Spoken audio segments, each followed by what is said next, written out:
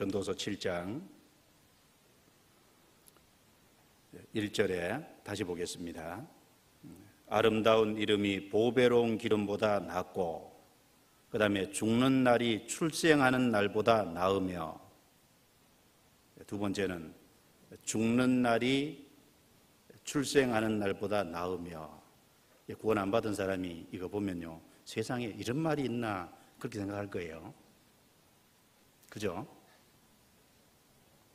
이거 구원 안 받은 사람은 이 말이 이해가 안 갈 겁니다. 어떻게 죽는 날이 출생하는 날보다 낫냐? 구원받지 않은 사람은 죽음이 끝이라고 생각합니다. 그리고 죽음이 모든 것을 빼앗아 간다고 생각합니다. 그리고 죽을 때 죽음 건너편에 뭐가 있는지 모르니까 불안하고 두려워합니다. 그러니까 죽음이 좋은 게 아니에요. 죽음은 통곡할 일이고, 그리고 초상집에 가보면 구원 안 받은 사람 집에 가보면 통곡하잖아요. 왜 그러냐면 그게 끝이라고 생각하니까, 죽음이 모든 것을 빼앗아 갔다고 생각하니까, 죽음이 인간관계를 갈라놨다고 생각하니까 그렇게 우는 겁니다. 그런데 구원받은 사람은 다릅니다. 이 말을 진정으로 이해할 수 있는 사람은 구원받은 사람일 거예요. 구원받은 사람은 내세가 있다는 걸 정확하게 압니다. 그리고 천국과 지옥이 있다는 걸 정확하게 압니다. 그리고 예수님을 통해서 천국 갈 자격을 확실하게 얻었습니다. 그래서 그 하나님과 확실한 관계가 이루어지고 그 하나님 안에서 동행하고 산 사람은 죽는 날이 출생하는 날보다 나으며, 뒤에 아멘 할 겁니다.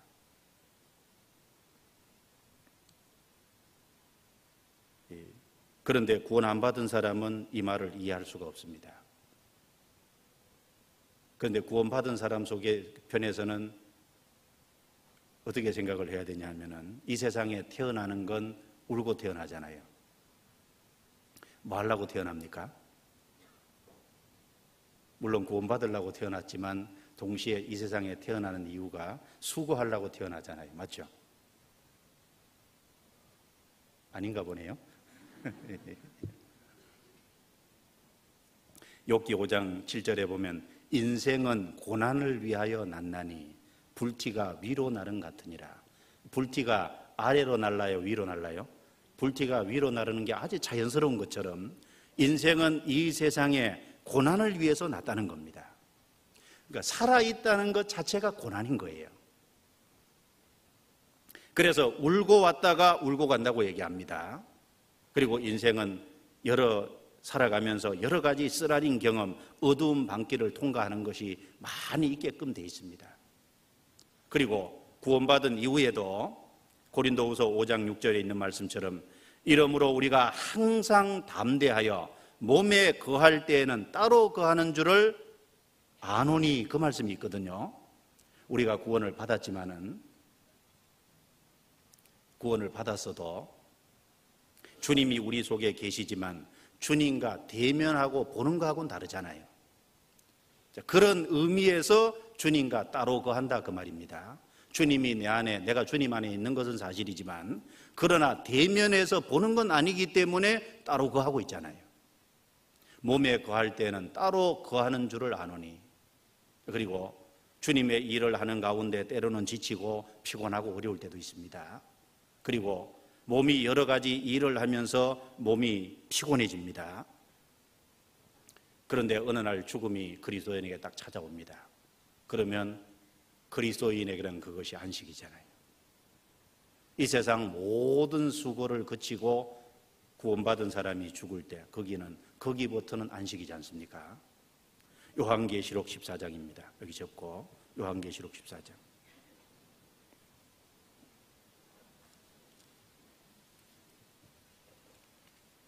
(14장) 13절입니다.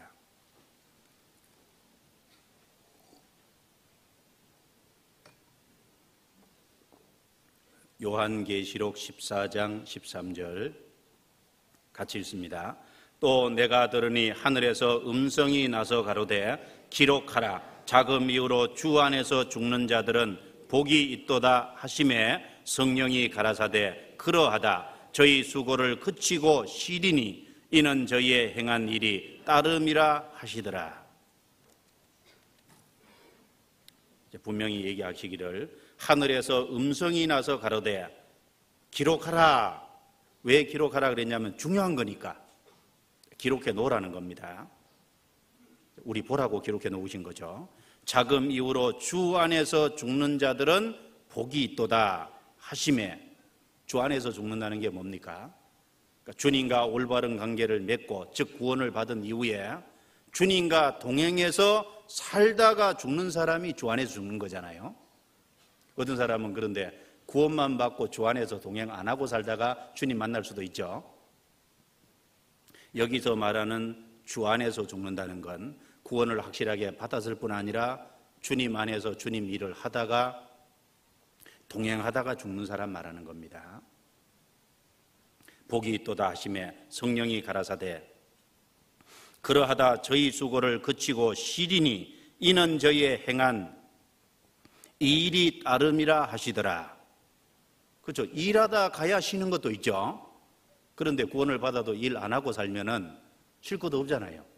물론 거기 안식하는 곳이지만, 그런데 주님을 위해서 열심히 피곤하고 힘들어도 주님을 따라가는 사람은 어느 날 죽음이 딱 찾아오면은 이제 그것이 안식입니다. 수고를 그치고 쉬리니 이는 저의 행한 일이 따름이라. 하나님 안에서 수고했기 때문에 하나님께서 쉬게 하시고, 그리고 행한 일이 따름이라는 것처럼 쉴 뿐 아니라 주님이 안식과 영광을 주시는 겁니다. 그래서 구원받은 사람에게는 죽는 날이 출생하는 날보다 나으며, 이 말씀이 정확하게 사실인 겁니다. 그런데 구원을 받았음에도 불구하고 어떤 사람 보면 죽음을 넘어갈 때 너무 죽기를 싫어하면 좀 이상하죠. 죽는 날이 출생하는 날보다 낫다 그랬는데 왜 그렇게 죽기 싫어해요? 그렇다고 일부러 죽으면 안 되죠. 그러나 정말 죽음이 찾아왔을 때 죽음을 감사함으로 맞이할 수 있잖아요. 우리는 주님 앞에 갈 수 있기 때문에 그렇습니다. 그래서 구원받은 사람은 살아있을 때도 소망이 있고, 죽음을 건너갈 때도 소망이 있고, 죽음을 건너가서도 영원한 소망 가운데 살잖아요. 그런데 구원 안 받은 사람은 이 땅에서 소망 갖고 살다가 그 소망이라는 게 세상에 썩어질 거죠. 그런데 죽음을 넘어가자마자 구원 안 받은 사람은 그 소망이 다 끊어져 버리잖아요. 구원받은 사람은 소망이 이 땅에 둔 게 아니기 때문에 살아있을 때도 소망 바라보고 살고, 그 다음에 죽음을 넘어갈 때도 소망 갖고 넘어가고, 그리고 그 소망인 영원한 천국에 주님과 함께 있게 되는 겁니다. 성경에 찾아보죠. 잠언 14장 32절입니다. 잠언 14장 32절.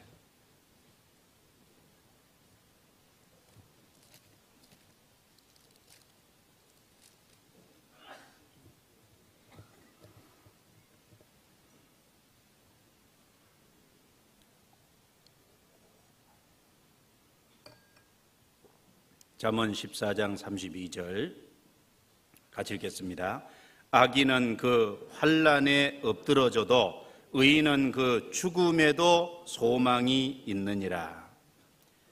죽음에도 소망이 있다는 것은 살아있을 때도 소망이 있었고 죽음을 넘어가면서도차 소망이 있다 그 말이죠. 그런데 악인은 다르지 않습니까? 잠언 11장을 보겠습니다. 이거하고 딱 반대말이 잠언 11장입니다. 11장 7절 같이 읽습니다. 악인은 죽을 때 그 소망이 끊어지나니 불의의 소망이 없어지느니라. 죽을 때 그 소망이 끊어지나니, 왜 죽을 때 소망이 끊어지냐 하면 이 악인이 가지고 있는 소망은 기껏해봤자 세상에 대한 소망이잖아요. 세상에서 돈 많이 벌고, 세상에서 더 이뻐지기를 바라고, 그리고 세상에서 더 재물 많이 갖기를 원하고, 세상에서 더 높은 권력, 세상에서 더 많은 지식, 그게 결국 소망이거든요. 그러니까 죽음을 넘어가는 순간에 세상에 뒀던 소망이 싹 없어집니다. 그런데 의인은 죽을 때에도 소망이 있고, 구원받은 사람은 땅의 것을 소망으로 두지 않았기 때문에 그렇습니다. 그래서 죽는 날이 출생하는 날보다 나으며, 그것이 구원받은 사람에게는 아멘이 됩니다. 그래서 태어날 적에 그 생일 기억하고 매일매일 케이크도 잘라주고 그러는데, 죽을 때는 더 큰 잔치 해야 될 것 같아요. 그렇죠? 예. 물론 구원받은 사람도 헤어지니까 슬픔이 있죠.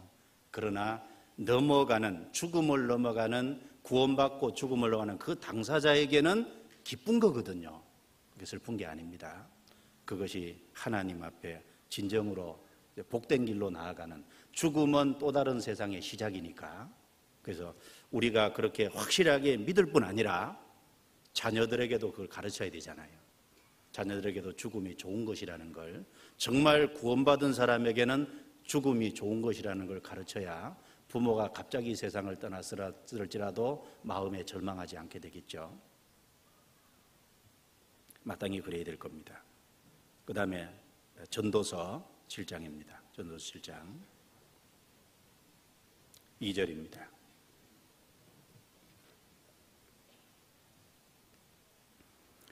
자, 같이 읽겠습니다. 초상집에 가는 것이 잔치집에 가는 것보다 나으니 모든 사람의 결국이 이와 같이 됨이라. 산자가 이것에 유심하리로다. 4절을 건너뛰어서 4절을 같이 읽겠습니다. 지혜자의 마음은 초상집에 있으되 우매자의 마음은 연락하는 집에 있느니라. 초상집하고 잔치집 두 개 중에 어디 가라고 말씀하셨냐 하면은 초상집에 가는 것이 잔치집에 가는 것보다 낫다고 했습니다. 잔치집에 가면 특징이 즐기다가 오죠. 초상집에 가면 죽은 사람을 생각하면서 나도 언젠가는 죽는구나, 내 죽음을 적어도 한 번쯤은 생각해보고 온다는 겁니다. 왜 초상집에 가라 그랬냐? 초상집에 가라고 한 이유가 자기 죽음을 자주 생각해 보라는 겁니다. 이 세상에 많은 사람이 다 죽음을 넘어가지만 저와 여러분, 우리도 다 죽음을 넘어갑니다. 잔치집에 가면 즐기다가 오지만 초상집에 가면 적어도 자기 죽음을 한번 깊이 생각해 볼 거예요. 하나님은 우리의 삶 속에 자기 죽음을 자주 생각해 보기를 원합니다. 왜 그럴까요? 내가 오늘 죽는다고 생각하고 살면 인생은 정직해지고 겸허해집니다. 내가 오늘 죽는다고 생각하는 사람이 정직하지 않을 수 있겠어요? 죽음 앞에서는 비밀이 있으면 비밀이라도 다 얘기하고 가고 싶은 게 인생이잖아요. 죽음 앞에 서면 정직합니다. 짐승은 울음이 슬프고 죽을 때, 사람은 죽을 때 말이 정직하다 그랬습니다. 죽음 앞에 서고 자기 죽음을 생각하면 정직해지는 거예요. 그리고 자기 죽음을 생각하면 겸허해지는 겁니다. 내가 오늘 죽는다고 생각하면 내가 하늘을 찌를 만한 기백이 있어도 아무것도 아니라고 생각하게 됩니다. 그리고 무엇이 참으로 귀중한지를 깊이 생각해 볼 거예요. 구원받은 사람은 생을 살아가면서 내가 언제든지 죽는다는 것을, 내 죽음이 가까이 있다는 것을 항상 생각하고 살아가야 됩니다. 내 죽음이 멀리만 있다고 생각하면 그 사람은 틀림없이 신앙생활 잘 못할 겁니다. 자기 죽음이 가까이 있다는 걸 생각하는 사람이 더 열심히 살게 돼 있거든요. 성경에 신명기에 이렇게 말씀했죠. 신명기 넘기겠습니다. 32장입니다. 32장.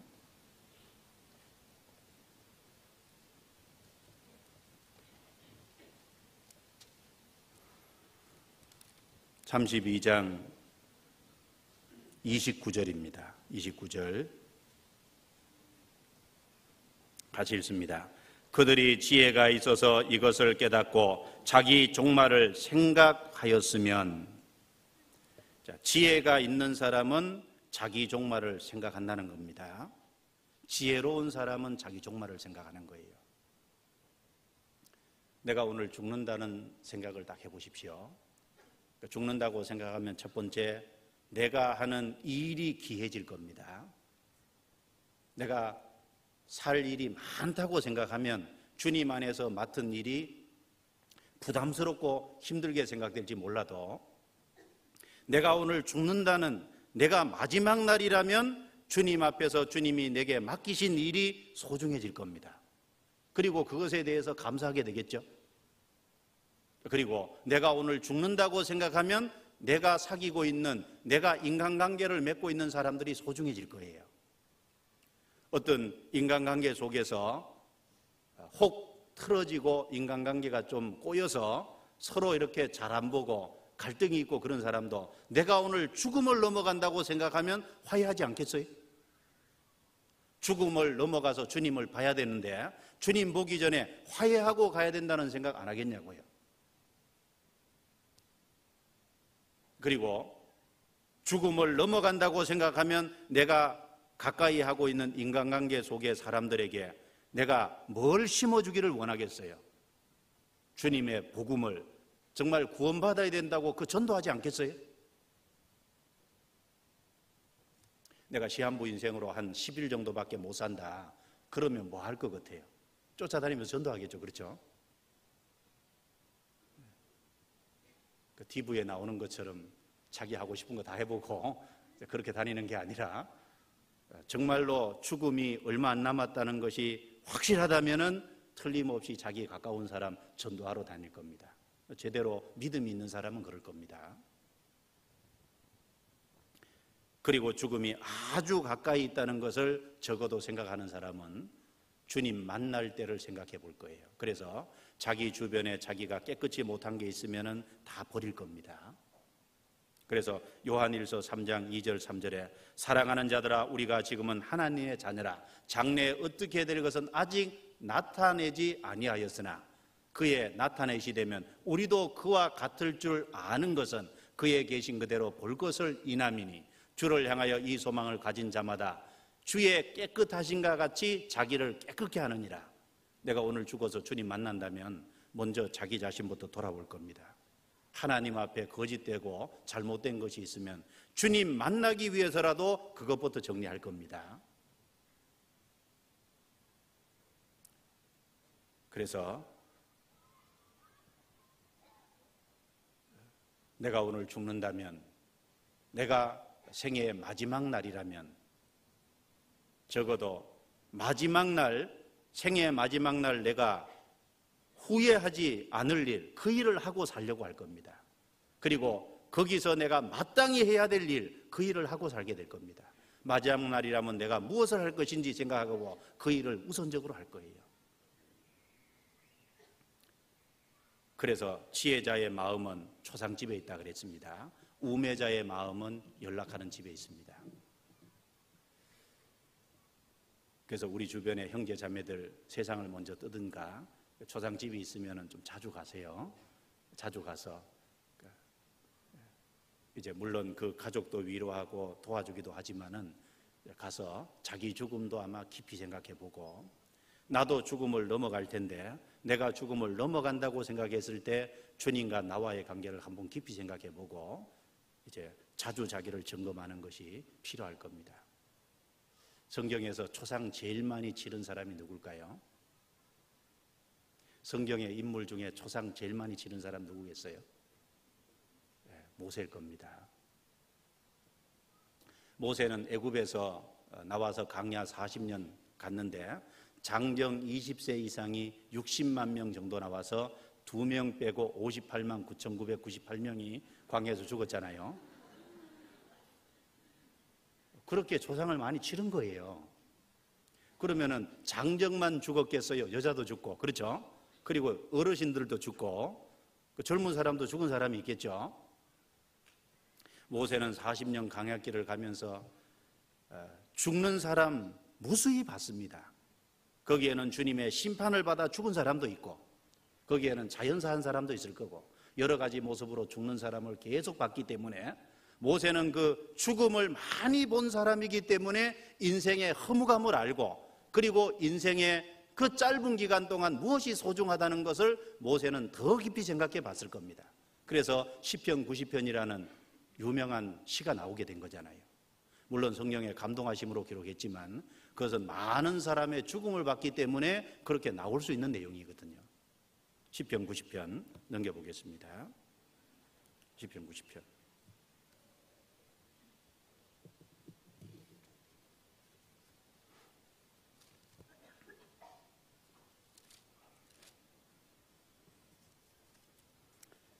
시편 90편 1절입니다. 이제 모세가 죽음을 많이 봤다는 걸 생각하고 시편 90편을 읽어보면 새롭게 와닿을 겁니다. 주여, 주는 대대 우리의 거처가 되셨나이다. 산이 생기기 전 땅과 세계도 주께서 조성하시기 전 곧 영원부터 영원까지 주는 하나님이시니이다. 주께서 사람을 티끌로 돌아가게 하시고 말씀하시기를 너희 인생들은 돌아가라 하셨사오니. 그러니까 모세는 누구보다도 많은 사람이 죽는 걸 봤기 때문에 인생은 결코 의지할 바가 못 된다. 결국은 영원부터 영원까지 계신 하나님만 의지할 뿐이고 그 하나님을 거처로 삼지 않으면 아무 소망이 없다는 걸 깊이 생각한 겁니다. 우리도 죽음이라는 것을 많이 생각하고 죽음이라는 것을 좀 많이 보면은 더 인생의 허무감을 알고 그리고 주님 앞에 어떻게 살아야 될지 깊이 생각해 볼 겁니다. 그 지혜자의 마음은 초상집에 있고 우매자의 마음은 연락하는 집에 있느니라. 부자와 나서로 할 때 부자 연락하는 집이잖아요.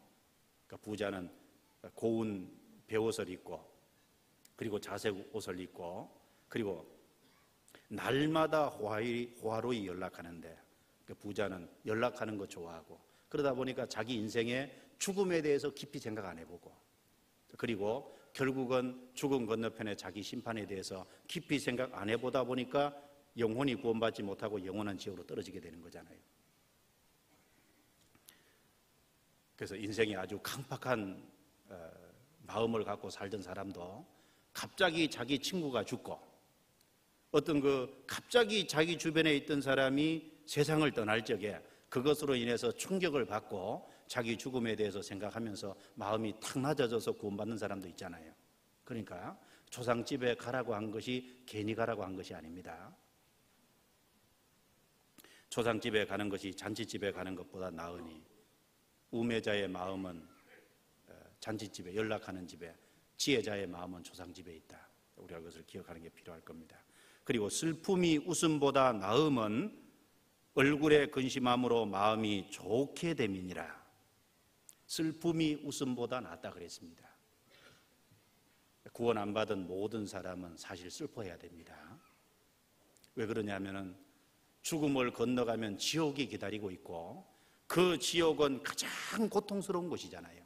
마가복음 9장의 지옥에 대해서 얘기하기를 예수님께서 만일 내 손이 범죄케 하거든 찍어버리라. 내 발이 범죄케 하거든 찍어버리라. 눈이 범죄케 하거든 빼버리라. 불구자로 천국에 갈 수 있다면 멀쩡한 몸을 가지고 지옥에 들어가는 것보다 낫다 그랬습니다. 그리고 지옥은 세세토록 불이 꺼지지 않는다 그랬습니다. 이 세상에서 사람들이 가장 고통을 받는 그 고통 중에 1번부터 5위까지를 이렇게 순서대로 나열하면 5위가 셋째 출산할 때라 그러죠. 그 다음에 4위가 둘째 출산할 때랍니다. 3위가 초산이래요. 첫째 낳을 때가 둘째와 셋째보다 이제 더 힘들죠. 그 다음에 인간이 겪을 수 있는 고통 중에 2위가 뭐냐면 절단의 고통이랍니다. 손발이 잘리는 고통은 부모가 아이 낳을 때 고통보다 더 크대요. 그리고 그 절단의 고통보다 더 큰 고통이 뭐냐? 화상의 고통이라 그러거든요. 그러니까 불로 말미암은 고통이랍니다. 그런데 지옥은 불구덩이거든요. 괜히 그렇게 절단 얘기하고 손발이 잘리는 거 얘기하고 불못 얘기한 것이 순서가 괜히 그렇게 얘기한 것이 아닙니다. 주님은 인간이 무엇이 고통스러운지를 가장 정확하게 아시는 분이에요. 그러니까 구원 안 받은 모든 사람은 어쨌든 슬퍼해야 되는 게 맞는 거예요. 슬픔이 웃음보다 나음은 얼굴에 근심함으로 마음이 좋게 됨이니라. 오늘 당장 죽으면 지옥 갈 사람인데 지옥 갈 사람이 웃어서 어떻게 하겠다는 거예요. 정말 자기 죽음 건너편에 심판과 멸망이 있다는 걸 알면 정말 울고 통곡해야 될 문제잖아요. 그래서 마태복음 5장 4절에 보면 애통하는 자는 복이 있나니 저희가 위로를 받을 것이며 그랬습니다. 구원 안 받은 사람이라면 정말 애통해야죠. 그리고 그 애통하는 마음 중에 슬퍼하는 마음 속에서 하나님 앞에 간절히 구하게 되고 하나님의 위로, 제사함의 위로를 얻게 되잖아요. 성경 야고보서 4장입니다. 야고보서 4장.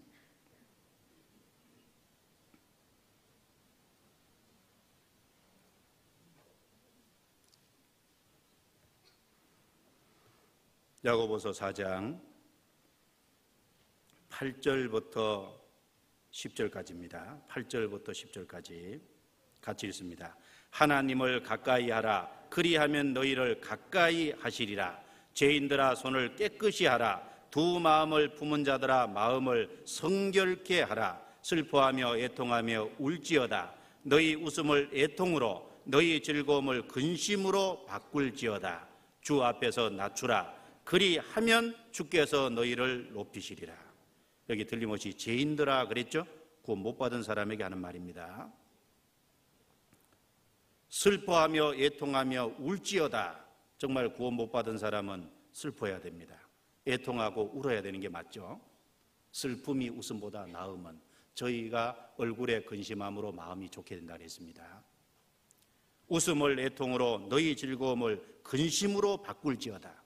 죄 때문에 애통하고 죄 때문에 마음이 낮아진 사람, 죄 때문에 슬퍼하는 사람은, 그렇게 낮추는 사람은 주께서 너희를 높여주리라. 어떻게 해요?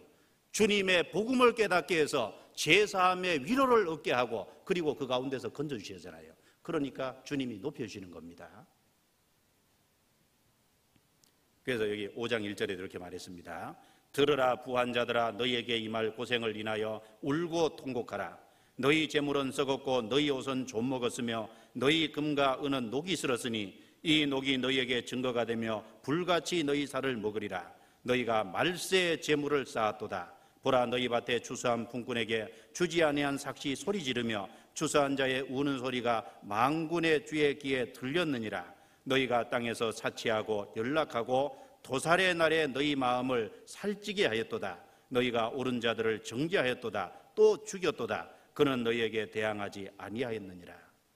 여기 부한 자들아, 육신적으로 부한 동시에 정말 마음이 부한 사람, 울며 통곡하라 그랬습니다. 도살의 날에 너희 마음을 살찌게 하였도다. 사치하고 연락했다.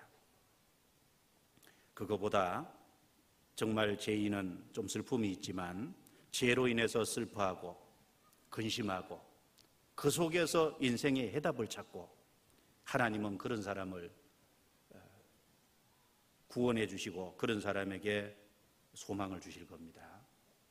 그리고 구원받은 이후에라도 혹시 내가 끊어버리지 못한 죄 가운데 있고 하나님 보시기에 합당치 못한 잘못된 걸 습관 속에 행하고 있으면서 그러면서 허허하고 웃으면 안 되죠.